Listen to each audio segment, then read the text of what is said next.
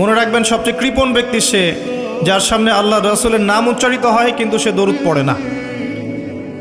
আর 3 ব্যক্তির জন্য আল্লাহ নবী সাল্লাল্লাহু আলাইহি ওয়াসাল্লাম ধ্বংসের দোয়া করেছেন, বদদোয়া করেছেন। 1 নম্বর সেই ব্যক্তি যে রমজান মাসকে পেল, রমজান মাসে আমল করে গুনাহ মাফ করাতে পারল না।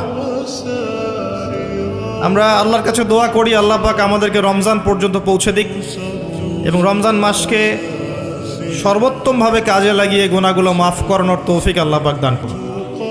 1 নম্বর ব্যক্তি যে রমজান মাসকে পেল, রমজান মাসকে পেয়েও ইবাদত করে তার গুনাহ মাফ করাতে পারল না। 2 নম্বর ব্যক্তি যার অধীনে পিতামাতা আছে, যারা বৃদ্ধ, পিতামাতা দুজনেই আছে অথবা পিতা আছে অথবা মাতা, দুজনের একজন, তাদেরকে পেয়ে তাদের খেদমত করে জান্নাত লাভ করতে পারল না, এই ব্যক্তির জন্য ধ্বংস।